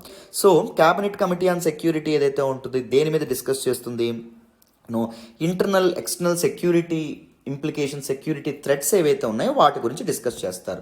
సో ఇంటర్నల్గా ఇప్పుడు సపోజ్ నార్త్ ఈస్ట్లో ఇన్సర్జెన్సీ జరుగుతుంది, లేకపోతే నక్సలిజము, మావోయిస్టులు వీళ్ళ నుంచి అగ్రెషన్ అనేటటువంటిది ఉండే ప్రమాదం ఉంది, ఖలిస్తాన్, లేకపోతే ఇంటర్నల్గా సమ్ టెర్రరిస్ట్ గ్రూప్స్, కాశ్మీర్లో టెర్రరిస్ట్ గ్రూప్స్ రైజ్ అవ్వడం. సో ఇలాంటి ఇష్యూస్ గురించి డిస్కస్ చేస్తారు. అండ్ దాంతోపాటు ఎక్స్టర్నల్ సెక్యూరిటీ థ్రెట్స్ కూడా, సపోజ్ మనకి చైనా అటాక్ చేసిన, పాకిస్తాన్ నుంచి థ్రెట్ ఉన్న వాటి గురించి, లేకపోతే మన న్యూక్లియర్ పవర్, న్యూక్లియర్ ఆర్సెనల్ అనేటటువంటిది, లేకపోతే డిఫెన్స్ ఎక్విప్మెంట్ ఎవరి దగ్గర నుంచి మనం కొనుక్కోవాలి, ఇలాంటి విషయాలు ఏవైతే ఉంటాయో వాటి గురించి వీళ్ళు డెలిబరేషన్స్, డిస్కషన్స్ చేయడం అనేటటువంటిది జరుగుతుంది. నాన్న cabinet committee on investment and growth చూడండి, ఈ 7th and 8th ఈ రెండింటినే ప్రైమ్ మినిస్టర్ నరేంద్ర మోడీ గారు 2019లో కన్స్టిట్యూట్ చేయడం అనేటటువంటి జరిగింది, కొత్తగా యాడ్ చేయడం అనేటటువంటి జరిగింది. సో 2019 ముందు ఎన్ని ఉండేవి, 6 ఉండేవి. 2019 తర్వాత కొత్తగా 2 యాడ్ అవ్వడం అనేది జరిగింది. సో దేశంలో విదేశీ పెట్టుబడులు అనేటటువంటివి రావడానికి అండ్ ఇన్ఫ్రాస్ట్రక్చర్, మ్యానుఫ్యాక్చరింగ్ యూనిట్స్ ఏవైతే ఉంటాయో అవి పెంచేటటువంటి విధంగా డెసిషన్స్ ఏవైతే ఉన్నాయి, స్కీమ్స్ ఎలాంటివి తీసుకురావాలి, సపోజ్ మనకి ప్రొడక్షన్ లింక్డ్ ఇన్సెంటివ్ స్కీమ్ అని ఇన్వెస్ట్మెంట్స్ పెంచడానికే కదా. సో వాటి గురించి వీళ్ళు డెసిషన్ తీసుకుంటారు. Cabinet committee on employment and skill development. So employment generation అనేటటువంటిది ఎలా మనం స్పర్ చేయాలి, ఎలా ఇంప్రూవ్ చేయాలి, అండ్ మనకి యూత్కి skill development programmes, skill development schemes ఏవైతే ఉన్నాయో అవి ఏ విధంగా ముందుకు తీసుకురావాలి, ఏ ఇనిషియేటివ్స్ తీసుకురావడం వల్ల పీపుల్కి ఎంప్లాయ్మెంట్ అనేటటువంటిది దొరుకుతుంది. ఇవన్నీ ఈ cabinet committee on employment and skill development వాళ్ళు డిస్కస్ చేయడం అనేటటువంటిది జరుగుతుంది. ఓకేనా? రైట్. సో మొత్తం మనకి ఎన్ని ఉన్నాయి? 8 cabinet committees, standing cabinet committees ఉండడం అనేటటువంటిది జరిగింది. ఈ 8లో 6 కమిటీస్కి ప్రైమ్ మినిస్టర్ నరేంద్ర మోడీ గారే హెడ్గా ఉండడం అనేది జరిగింది. బట్ కానీ ఓన్లీ 2 కమిటీస్ ఏవైతే ఉన్నాయో వాటికి మాత్రం ప్రైమ్ మినిస్టర్ హెడ్గా లేరు. ఏంటండి ఆ 2 కమిటీస్? చూడండి, మొదటిది ఏంటి అంటే cabinet committee on accommodation. Cabinet committee on అకామిడేషన్కి హెడ్గా ప్రైమ్ మినిస్టర్ నరేంద్ర మోడీ గారు లేరు. అండ్ దాంతోపాటు cabinet committee on parliamentary affairs, దీనికి కూడా ప్రైమ్ మినిస్టర్ గారు హెడ్గా లేరమ్మా. సో క్యాబినెట్ కమిటీ ఆన్ అకామిడేషన్కి ప్రైమ్ మినిస్టర్ గారు హెడ్గా లేరు అని చెప్పడం ద్వారా నేనేం చెప్తున్నాను ఇక్కడ? సో ప్రైమ్ మినిస్టర్ గారు he is not a member of this cabinet committee on accommodation. ఒకవేళ మెంబర్ అయి ఉంటే ఆయన president. It is inevitable, it is invariably he will presides over the committee.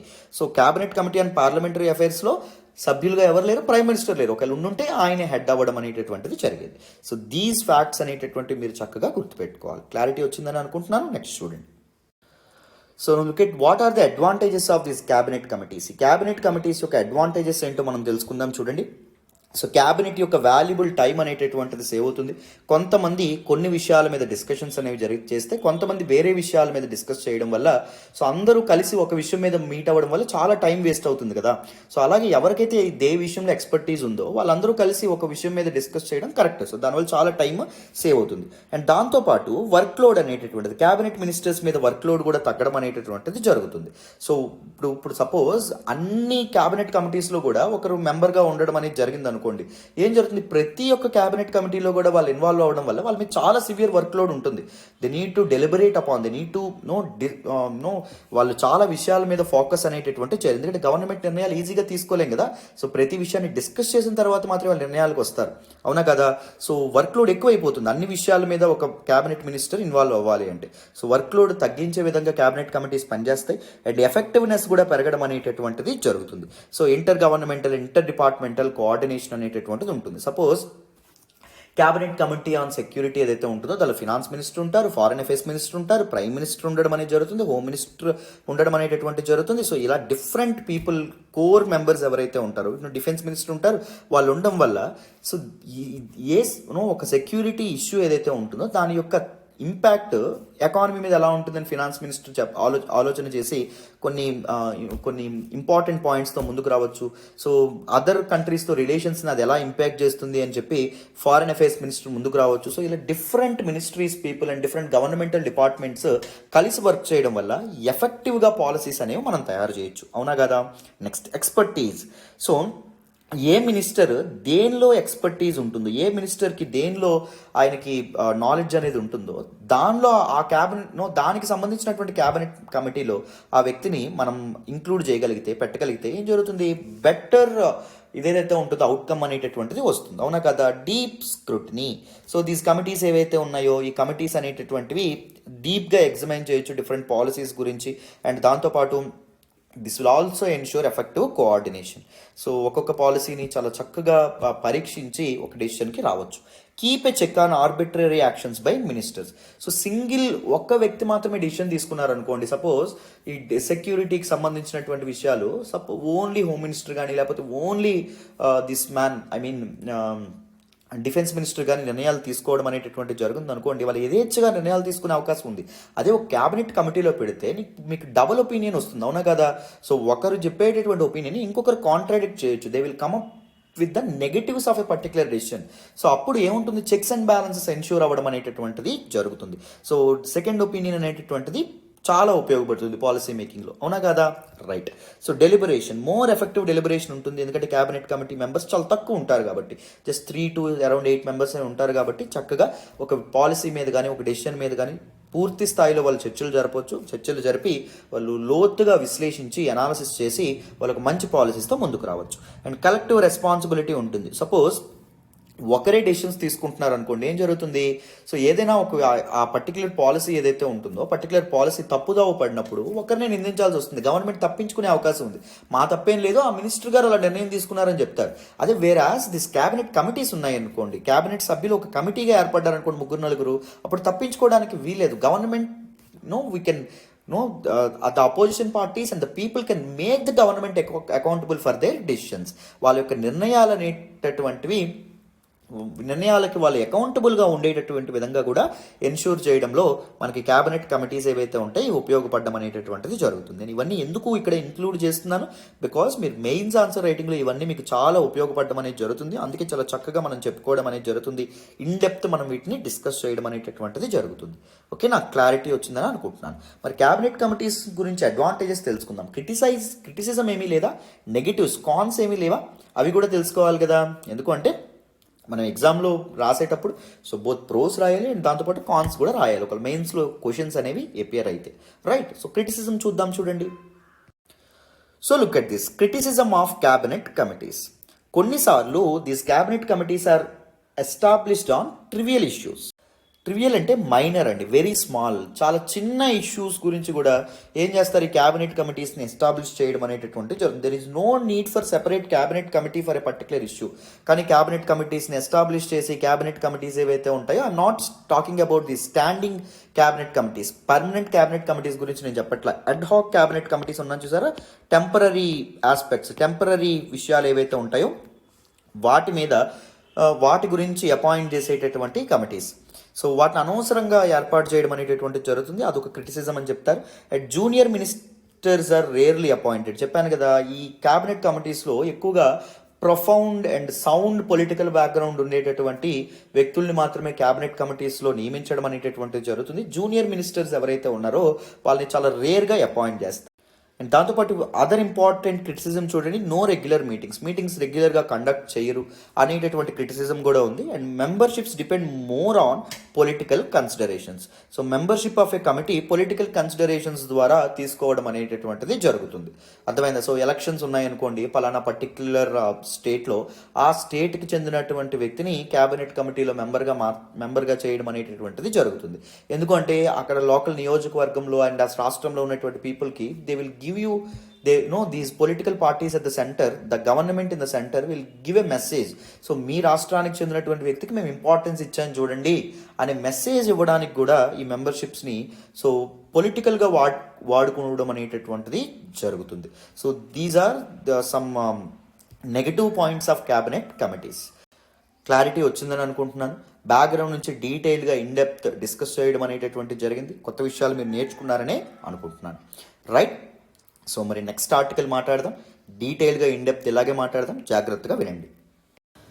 ఈరోజు హిందూ అనాలిసిస్లో మనం మాట్లాడుకునే నెక్స్ట్ ఆర్టికల్ చూడండి, Modi moves free trade agreement for BIMSTEC. Very very important article regarding GS paper 2 అండి, international రిలేషన్స్కి సంబంధించినటువంటి ఆర్టికల్. ఈ ఆర్టికల్ నేను the హిందూలోని ఢిల్లీ ఎడిషన్లో పేజ్ నెంబర్ 1 నుంచి సెలెక్ట్ చేసుకోవడం అనేటటువంటి జరిగింది.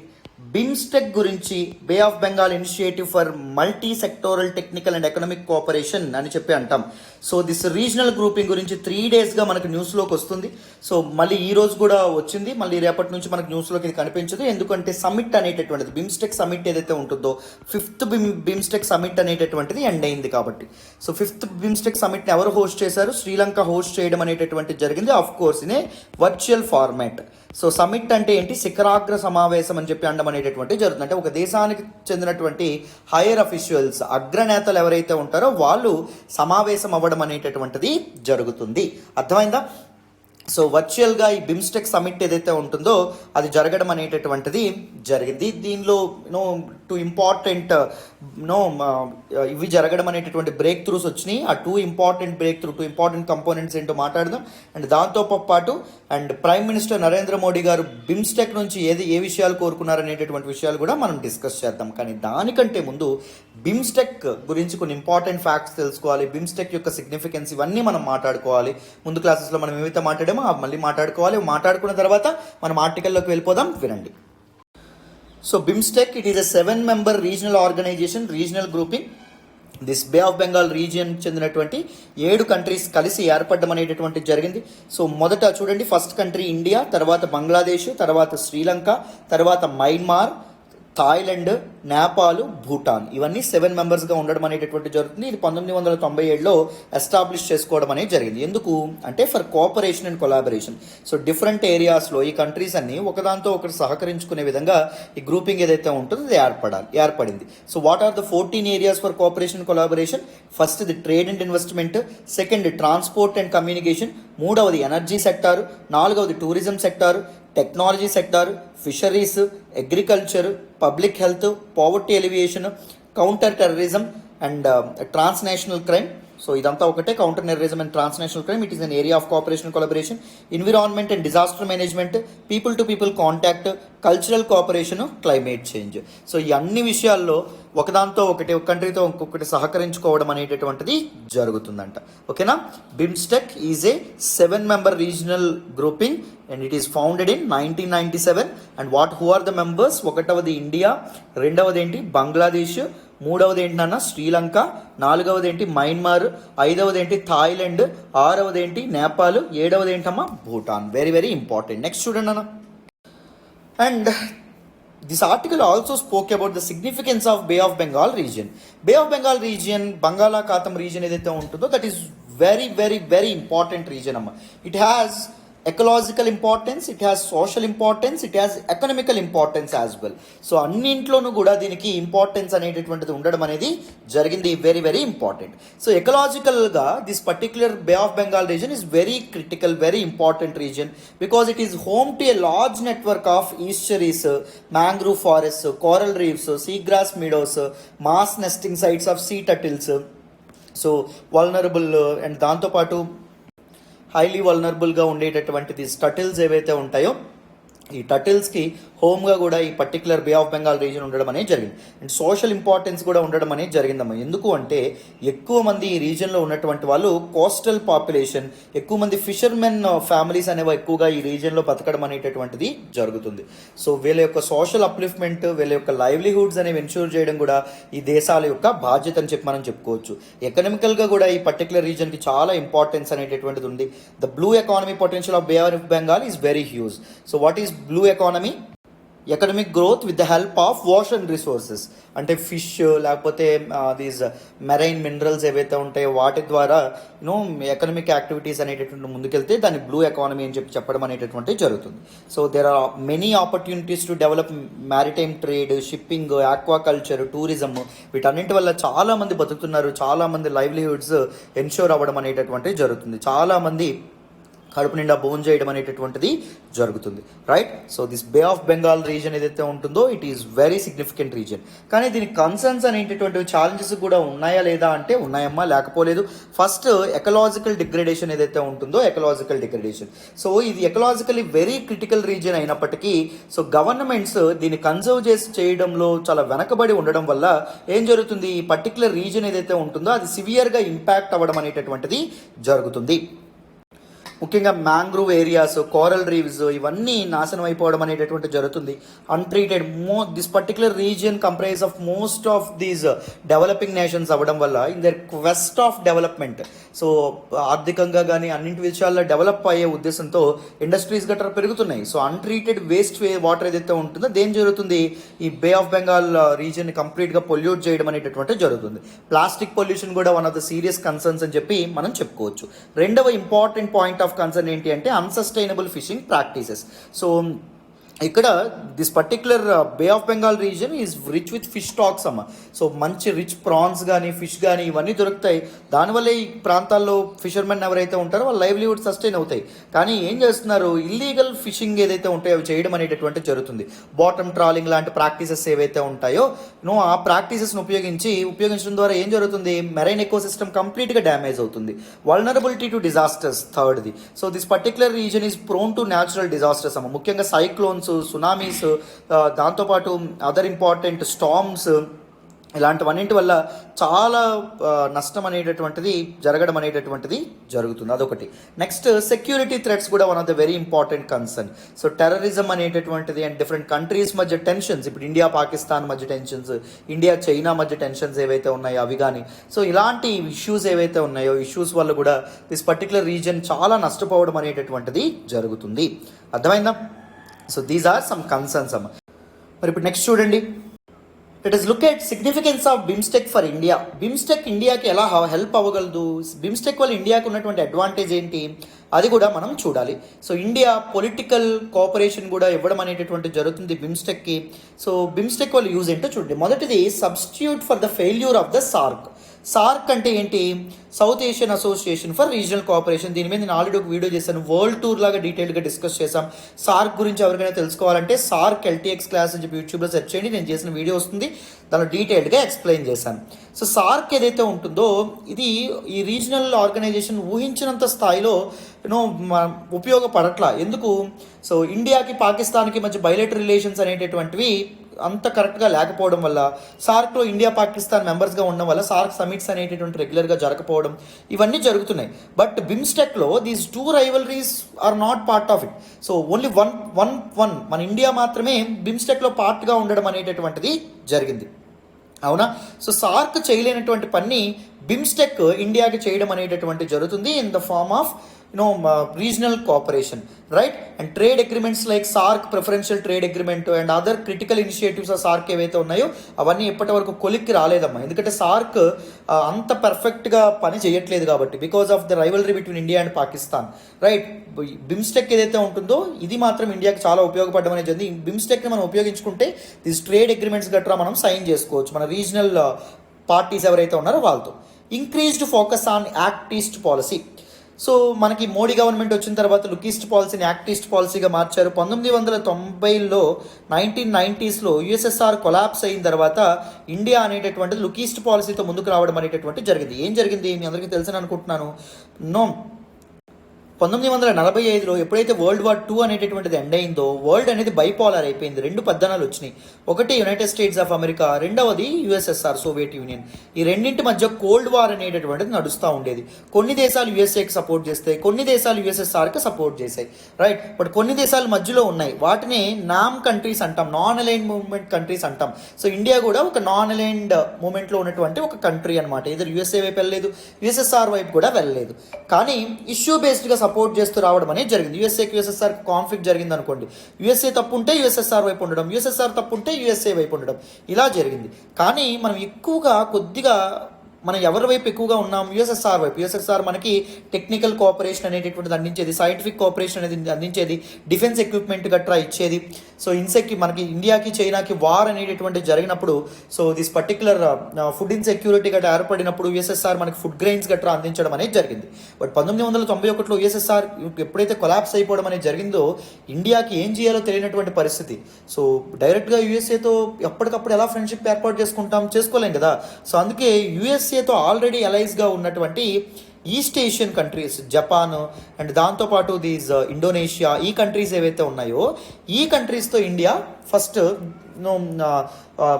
ఫ్రెండ్షిప్ చేయడం మొదలుపెట్టింది. డైరెక్ట్గా యూఎస్ఏతో మనం పెట్టామనుకోండి మన పరువు మనం పోగొట్టుకున్నట్టే, అవునా? సడన్గా ప్లేట్ తిప్పేసినట్టు ఉంటుంది.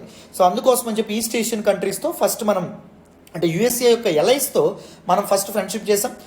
సో దాని తర్వాత మనం యుఎస్ఏ వైపు మెల్లగా వెళ్ళడం అనేటటువంటి జరిగింది. సో ఈ లుక్ ఈస్ట్ పాలసీ కాస్త యాక్ట్ ఈస్ట్ పాలసీగా మారింది.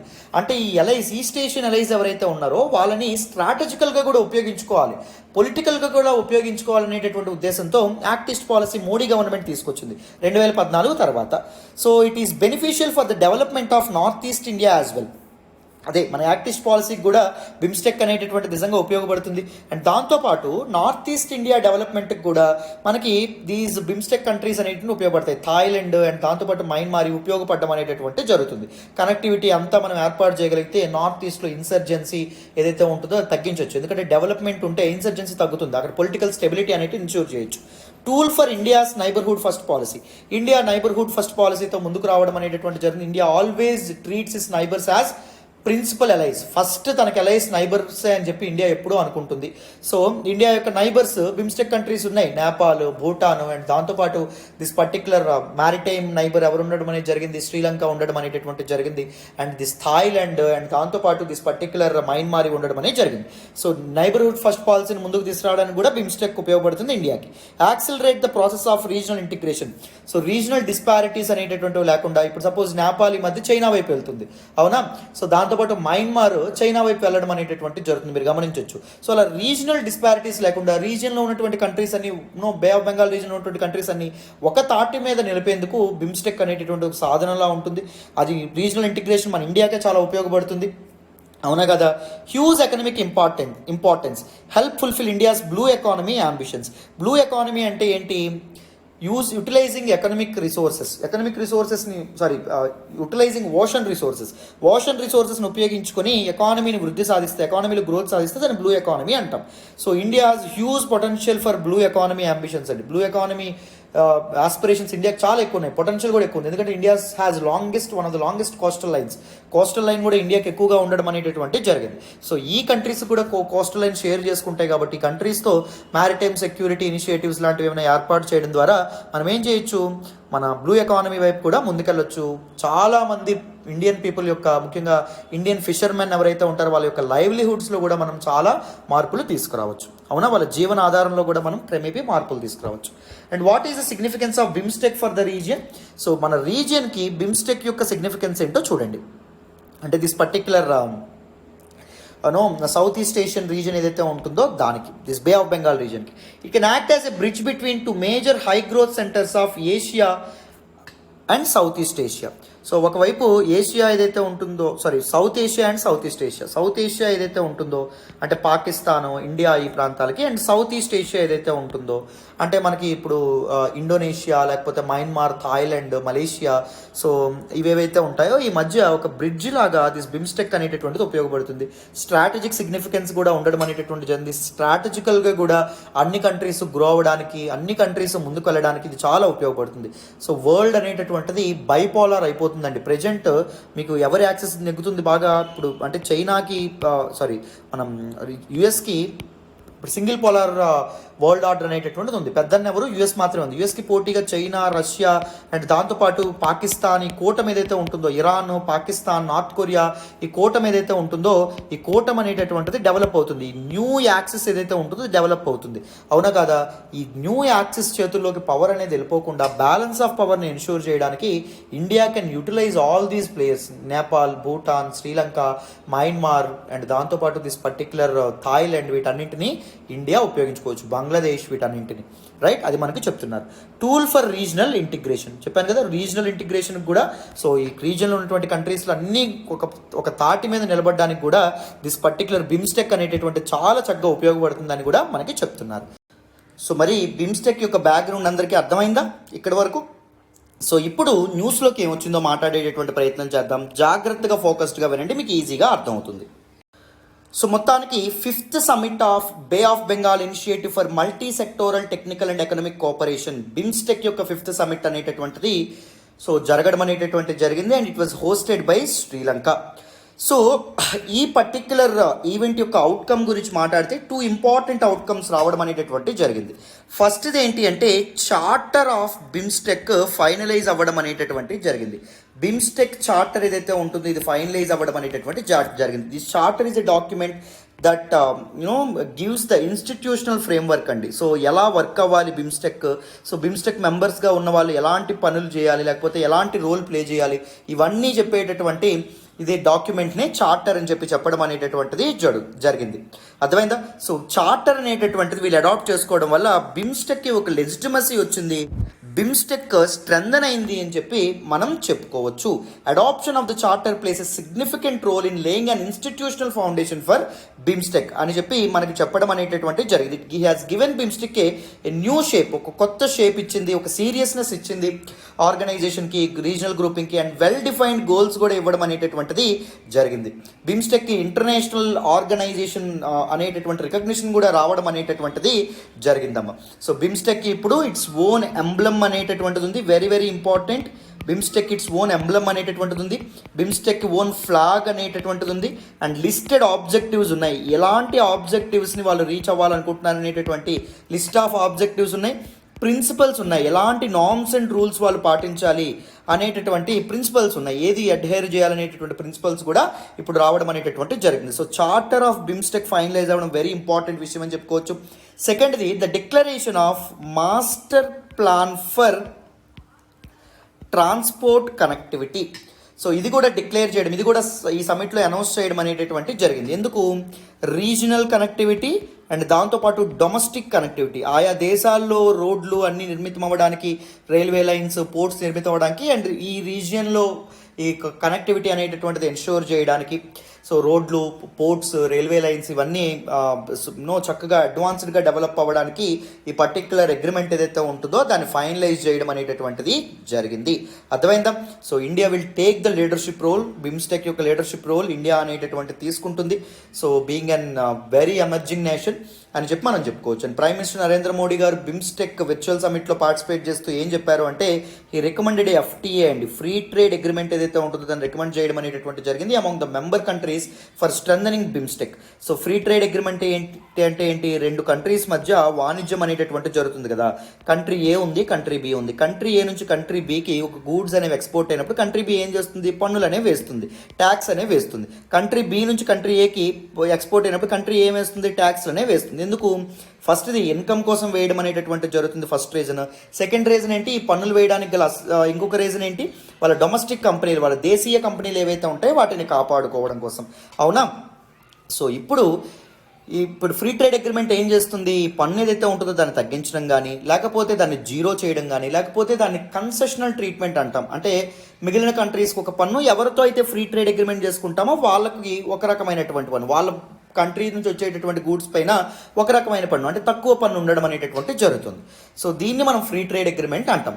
సో బిమ్స్టెక్ కంట్రీస్ ఏవైతే 7 కంట్రీస్ ఉన్నాయో వాటి మధ్య ఫ్రీ ట్రేడ్ అగ్రిమెంట్ సైన్ అయితే బాగుంటుంది ఒక జాయింట్గా అనే విధంగా ప్రైమ్ మినిస్టర్ నరేంద్ర మోడీ గారు ఇది చేయడం అనేటటువంటిది, తన యొక్క ఆశాభావం వ్యక్తం చేయడం అనేటటువంటిది జరిగింది. And coastal shipping ecosystem, electrical grid connectivity, ఇలాంటివన్నీ బిమ్స్టెక్ కంట్రీస్ మధ్య వీటన్నింటి మీద అందరూ కలిసి ఫోకస్ చేసే బిమ్స్టెక్ కంట్రీస్ మధ్య కోఆపరేషన్ అండ్ కొలాబరేషన్ అనేటటువంటిది పెరుగుతుంది అనే విధంగా కూడా మనకి ఈ ఆర్టికల్లో చెప్పారు. So this is all about this particular article. డీటెయిల్డ్గా ఇన్ డెప్త్ ఈ ఆర్టికల్ కూడా మీకు చక్కగా అర్థమైందనే అనుకుంటున్నాను. And this is all about today's the Hindu analysis అమ్మ. చూడండి, హిందూ అనాలిసిస్ ప్రతిరోజు ఫాలో అయితే మీకు చాలా ఆర్టికల్స్ రిపీట్ అవుతూనే ఉండడం అనేది జరుగుతుంది. మీరు కన్సిస్టెంట్గా ఫాలో అయితే ఆర్టికల్స్ చాలా విషయాలు మీకు ఇక్కడే రివిజన్ కూడా అయిపోవడం అనేటటువంటిది జరుగుతుంది. ఓకేనా? So that is the advantage. So కన్సిస్టెంట్గా ఫాలో అవ్వండి, నేను బేసిక్స్ నుంచి డీటెయిల్గా ఎక్స్ప్లెయిన్ చేసే ప్రయత్నం చేస్తాను. And thank you so much for all the support and all the love so far. Thank you so much. మళ్ళీ రేపటి హిందూ అనాలిసిస్లో కలుద్దాం. బాయ్ నాన్న. Thank you so much. Bye అమ్మ.